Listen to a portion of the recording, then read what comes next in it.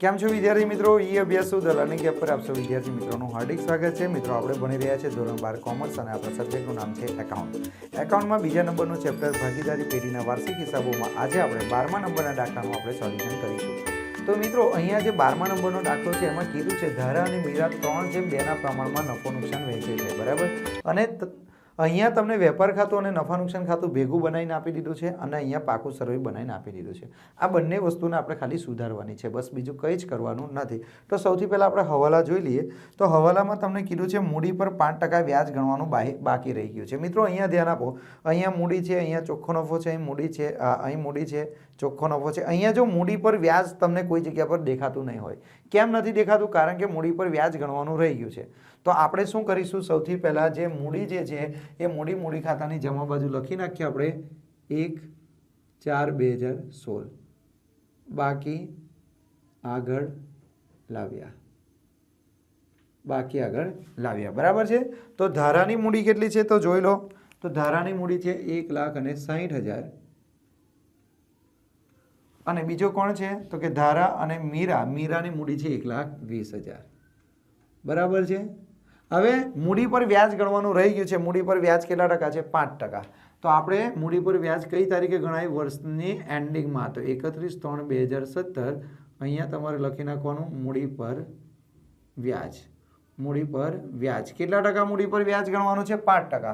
તો 16/5 એટલે 8,000 રૂપિયા થશે આનું વ્યાજ, અને અહીંયા 12/5 એટલે 6,000 રૂપિયાનું વ્યાજ થશે। અને વ્યાજની બીજી અસર તમારે લખવાની નફા નુકસાન ફાળવણી ખાતાની ઉધાર બાજુ શું લખી નાખવાનું? તો કે મૂડી પર વ્યાજ। ભાગીદારના નામ શું છે તો કે ધારા અને મીરા। તો ધારા અને મીરા, ચાલો મીરાની મૂડીનું વ્યાજ કેટલું છે તો કે 8,000 રૂપિયા છે અને મીરાનું કેટલું છે તો કે 6,000 રૂપિયા છે। ટોટલ કેટલા છે તો કે 14,000 રૂપિયા છે, બરાબર। તો પહેલો હવાલો આપણો થઈ ગયો। આપણે બીજો હવાલો જોઈએ, મકાન પર 10% લેખે ઘસારો ગણવાનો છે। તો સ્ટુડન્ટ દાખલામાં જુઓ મકાન કઈ જગ્યા પર તમને આપેલું છે, બરાબર। તો મકાન તો મિલકત લેણા બાજુ હોય, આ રહ્યું જો મકાન કેટલું છે 2,40,000। તો મિલકત લેણા બાજુ તમારે લખી નાખવાનું મકાન કેટલું? 2,40,000। તો મકાન પર ઘસારો ગણો, ઘસારો કેટલા ટકા છે? ઘસારો કેટલા ટકા છે સ્ટુડન્ટ? તો કે 10% ઘસારો કીધો છે। મકાન પર 10% ઘસારો, તો 10% ઘસારો કેટલો થશે? તો 24,000 થાય। તો 24,000 ઘસારો માઇનસ કરો એટલે બહાર કેટલા આવશે? 2,16,000, બરાબર છે। અને ઘસારાની બીજી અસર નફા નુકસાન ખાતાની ઉધાર બાજુ શું લખવાનું? કે મકાન પર ઘસારો કેટલો ઘસારો છે મકાન પર? તો કે 24,000। તો બીજો હવાલો પણ આપણો કમ્પ્લીટ થઈ ગયો સ્ટુડન્ટ। ત્રીજો હવાલો જુઓ, પગારના ₹400 અગાઉથી ચૂકવ્યા છે। તો પગાર ક્યાં લખાય? તો કે પગાર નફા નુકસાન ખાતાની ઉધાર બાજુ લખાશે। તો નફા નુકસાન ખાતાની ઉધાર બાજુ સૌથી પહેલા જુઓ પગાર, બરાબર। કેટલો પગાર છે? તો કે પગાર તમારા દાખલામાં આપી દીધો છે કેટલો? 8,000। તો 8,000 રૂપિયાનો તમારે પગાર લખવાનો। તો 8,000 રૂપિયા પગાર, એમાંથી શું કીધું? પગારના ₹400 અગાઉથી ચૂકવેલા હોય તો તમારે એને માઇનસ કરવાના। અગાઉથી ચૂકવેલ પગાર કેટલા રૂપિયા અગાઉથી ચૂકવેલા છે તે જોઈ લો। તો અગાઉથી ચૂકવેલ કેટલા છે? 400। તો 400 આપણે માઇનસ કરીએ તો હવે પગાર કેટલો આવશે? 7600। અને અગાઉથી ચૂકવેલી આપણું લેણું કહેવાય, એટલે પાકા સર્વેમાં મિલકત લેણા બાજુ લખવાનું અગાઉથી ચૂકવેલ પગાર કેટલો? તો કે 400 રૂપિયા, બરાબર। આગળ જુઓ, રોકાણો પર 800 વ્યાજ મળવાનું બાકી છે। રોકાણો પર તો તમારા દાખલામાં સૌથી પહેલાં તમારે રોકાણો શોધવા પડશે। તો રોકાણો મિલકત લેણા બાજુ આવે, રોકાણો કેટલા છે? 24,000। તો પાકા સર્વેમાં મિલકત લેણા બાજુ તમારે લખી નાખવાનું રોકાણો લખવાના। કેટલા રોકાણો છે? પાકા સર્વેમાં મિલકત લેણા બાજુ રોકાણો કેટલા છે? 24,000, બરાબર। અને હવે તમને શું કીધું છે મિત્રો? અહીં ધ્યાન આપજો કે રોકાણો પર 800 રૂપિયા વ્યાજ મળવાનું બાકી છે। સ્ટુડન્ટ સિમ્પલ વસ્તુ છે, રોકાણો પર વ્યાજ મળવાનું બાકી હોય તો પાકા સર્વેની મિલકત લેણા બાજુ રોકાણોમાં મળવાનું બાકી વ્યાજ શું થઈ જાય? પ્લસ થઈ જાય। કેટલું વ્યાજ મળવાનું બાકી છે? તો કે 800 રૂપિયા વ્યાજ મળવાનું બાકી છે। તો 24,000 અને 800 રૂપિયા, અને મળવાનું બાકી વ્યાજ એ આપણા માટે આવક કહેવાય, એટલે નફા નુકસાન ખાતાની જમા બાજુ મળવાનું બાકી વ્યાજ કેટલા રૂપિયા? તો કે 800 રૂપિયા, બરાબર છે। ત્યાર પછી જુઓ આગળ ઘાલખાત અનામત 1200 રૂપિયા રાખવાની છે। તો સૌથી પહેલાં તમારે દેવાદારો લખવા પડશે। તો દેવાદારો તમારા દાખલામાં કેટલા છે તે જોઈ લો। તો દેવાદારો આપણા દાખલામાં છે 56,000 રૂપિયા। કેટલા છે? 56,000। તો 56,000 રૂપિયાના દેવાદારો છે, એમાંથી ઘાલખાત અનામત તમે માઇનસ કરો। કેટલી ઘાલખાત અનામત રાખવાની કીધી છે? 1200 રૂપિયા। તો 1200 રૂપિયા તમે માઇનસ કરી દો એટલે 54,800 રૂપિયા થશે। કેટલા થશે? 54,800 રૂપિયા થશે। અને આ જે ઘાલખાત અનામત છે એની બીજી અસર નફા નુકસાન ખાતાની ઉધાર બાજુ તમારે લખવાનું ઘાલખાત કાચા સરવૈયાની વત્તા ઘાલખાત અનામત હવાલાની। ઘાલખાત અનામત હવાલાની, કારણ કે બીજી કોઈ વસ્તુ આપી નહીં, બે જ વસ્તુ આપી છે। તો ઘાલખાત કાચા સરવૈયાની કેટલી છે? તો કે 8,000 રૂપિયા છે। તો ઘાલખાત કાચા સરવૈયાની 8,000 છે અને હવાલાની ઘાલખાત કેટલી આવી? 1200 રૂપિયા। તો બહાર કેટલા રૂપિયા આવશે? 9,200 રૂપિયા આવશે। બરાબર। ત્યાર પછીનો હવાલો જુઓ, ઉધાર ખરીદી 1600 નોંધવાની બાકી છે। ઉધાર ખરીદી નોંધવાની બાકી, વેપાર ખાતાની ઉધાર બાજુ ખરીદીમાં પ્લસ કરવાનું અને બીજી અસર પાકા સરવૈયામાં મૂડી દેવા બાજુ લેણદારોમાં પ્લસ। અને જો ક્યારેક એવું બને કે તમારા દાખલામાં ખરીદી ના આપેલી હોય તો ખરીદીની જગ્યા પર તમને વેચેલ માલની પડતર આપેલી હોય તો વેચેલ માલની પડતરમાં પ્લસ કરવાનું। તો ચાલો, આપણા દાખલામાં ખરીદી નથી આપી, એની જગ્યા પર વેચેલ માલની પડતર આપી, તો વેપાર ખાતાની ઉધાર બાજુ લખવાનું વેચેલ માલની પડતર। તો વેચેલ માલની પડતર તમારા દાખલામાં કેટલી આપી છે? 4,64,000। 4,64,000 વત્તા લખવાનું તમારે નોંધવાની બાકી ખરીદી। તો નોંધવાની બાકી ખરીદી કેટલી છે? તો જોઈ લો, તમારા દાખલામાં નોંધવાની બાકી ખરીદી છે 1600 રૂપિયા। કેટલા છે? 1600 કે 16,000 છે? 1600 રૂપિયા નોંધવાની બાકી ખરીદી છે। તો આનો જવાબ આવશે 4,65,600। અને નોંધવાની બાકી ખરીદી મૂડી દેવા બાજુ સૌથી પહેલાં તમારે લખી નાખવાનું લેણદારો વત્તા નોંધવાના બાકી। બરાબર છે। ચાલો, લેણદારોમાં નોંધવાની બાકી ખરીદી તમારે પ્લસ કરવી પડશે। તો અહીંયા લેણદારો આપણે શોધીએ તો લેણદારો કેટલા છે? 32,000 છે।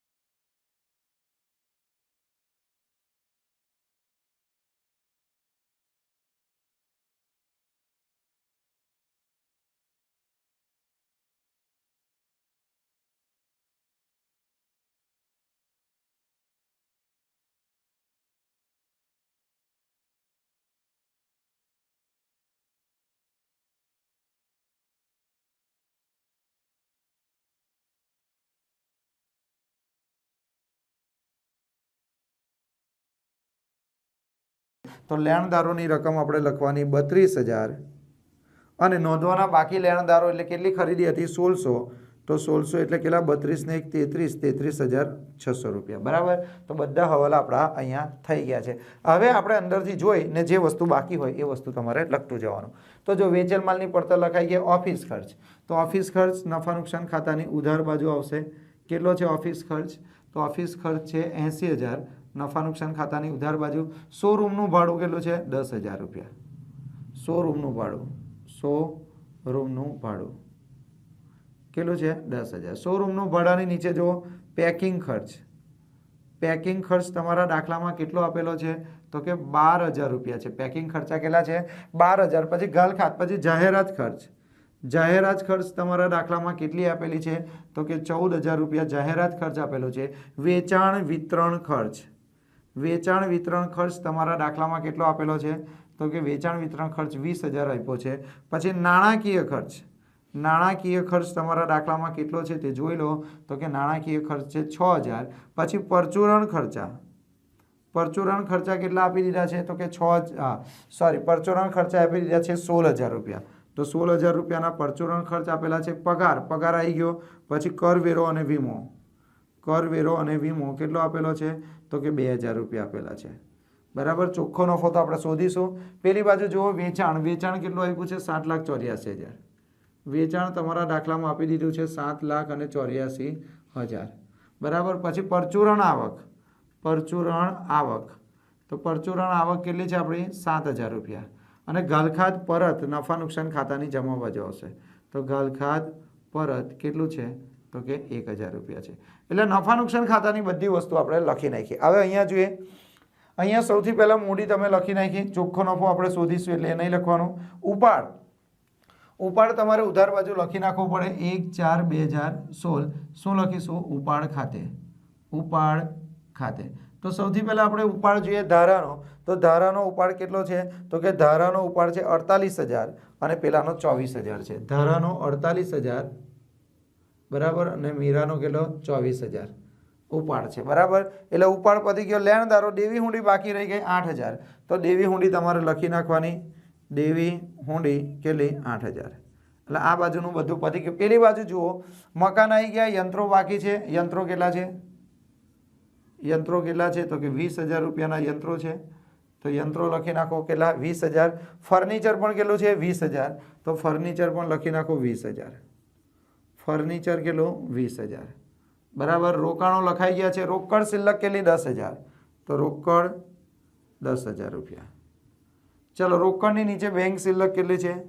તો બેંક શિલ્લક કેટલી છે? 25,000. બેંક શિલ્લક કેટલી છે? 25,000. લેણી હુંડી 5,000.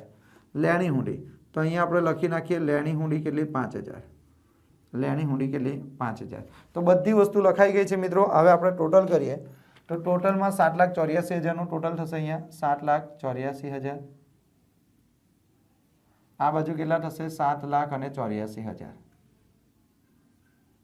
7,84,000માંથી આપણે માઇનસ કરીએ કેટલા?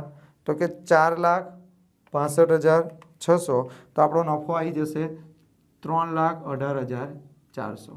3,18,400 એ તમારો કયો નફો આવશે? કાચો નફો. અને આ જે કાચો નફો આવે એને તમારે કઈ બાજુ લઈ જવાનો? બોલો. નફા નુકસાન ખાતાની જમા બાજુ 3,18,400 શું લખીશું? કાચો નફો. ચાલો કાચા નફાનું હવે આનું ટોટલ કરીએ આપણે. તો આનું ટોટલ કેટલું થશે? 3,18,400 વત્તા 800 વત્તા કેટલા? 7,000 વત્તા કેટલા? 1,000. તો અહીં થશે 3,27,200. આ બાજુ આવશે 3,27,200. 3,27,200માંથી આપણે માઇનસ કરીએ કેટલા? 24,000, 7600, 9200, પછી 80,000, 10,000, 12,000, 14,000, 20,000, 6,000, 16,000 અને 2,000. તો સ્ટુડન્ટ આવે 1,26,400. તો અહીંયા આવશે 1,26,400. આ તમારો કહેવાશે ચોખ્ખો નફો. અને એ ચોખ્ખો નફો જે આવે તે ફાળવણી ખાતાની જમા બાજુ જાય. અહીંયા લખવાનું ચોખ્ખો નફો 1,26,400. હવે આપણે આનું ટોટલ કરીએ તો અહીં કેટલા થશે? 1,26,400. આ બાજુ કેટલા થશે? 1,26,400. તો ચાલો તમારો વહેંચણી પાત્ર નફો કેટલો આવ્યો? વહેંચણી પાત્ર નફો 1,26,400માંથી માઇનસ કરી દો 14,000. તો 14,000 માઇનસ કર્યો તો 1,12,400. આ 1,12,400 જે આવ્યા તે કોની વચ્ચે આપણે વહેંચી દેવાના છે? તો કે ધારા અને મીરા વચ્ચે વહેંચવાના. ધારા અને મીરા. કયું પ્રમાણ છે? તમારા દાખલામાં પ્રમાણ આપી દીધું હશે સ્ટુડન્ટ 3:2. તો 3:2ના પ્રમાણમાં વહેંચી નાખો તો ગુણ્યા 3/5. તો આના ભાગ આવશે 67,440.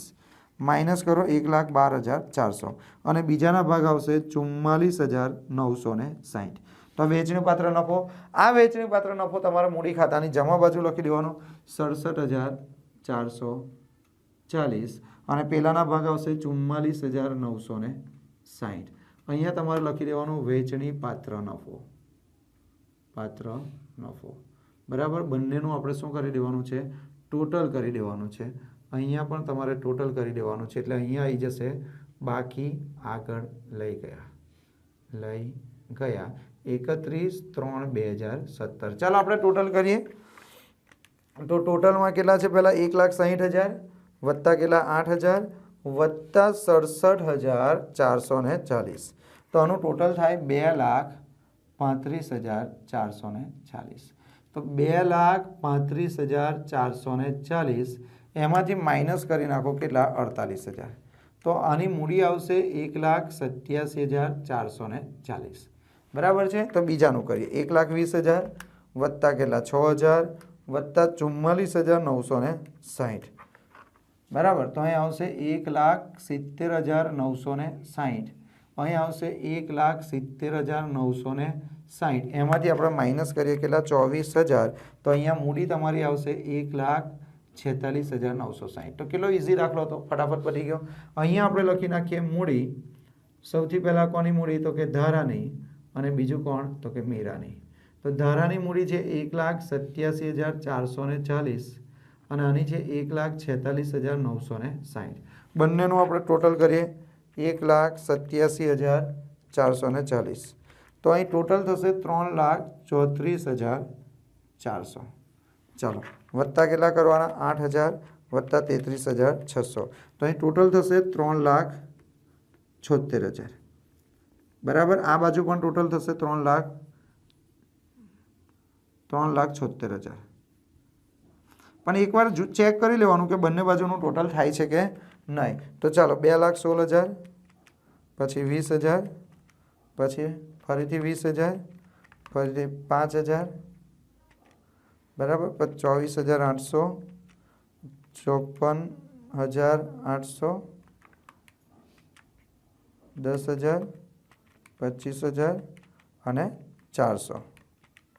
બરાબર. તો બંને બાજુનું ટોટલ પણ અહીંયા થાય છે. તો મિત્રો આ દાખલો આપણા માટે ઘણો જ મહત્વનો હતો. પરીક્ષામાં બની શકે કે આ ટાઈપનો દાખલો પૂછાય કે તમને નફા નુકસાન ખાતું અને વેપાર ખાતું બનાવીને આપી દે, પાકું સરવૈયું બનાવીને આપી દે, પરંતુ બંનેમાં કંઈક ને કંઈક ભૂલ હોય. જો આ દાખલામાં કેટલી બધી ભૂલ થઈ છે, જેમ કે મૂડી પર વ્યાજ ગણવાનું રહી ગયેલું, પછી મકાન પર ઘસારો લખવાનો રહી ગયેલો, અગાઉથી ચૂકેલ પગારના લખવાના રહી ગયેલા, રોકાણો પર વ્યાજ ગણવાનું, આ બધી ભૂલો સુધારી અને આપણે ફરીથી આખું નવું પાકું સરવૈયું બનાવ્યું. તો મિત્રો અહીંયા આપણો આ દાખલો પૂરો થાય છે. આવા બીજા દાખલા સાથે આપણે મળીશું. ત્યાં સુધી આવજો.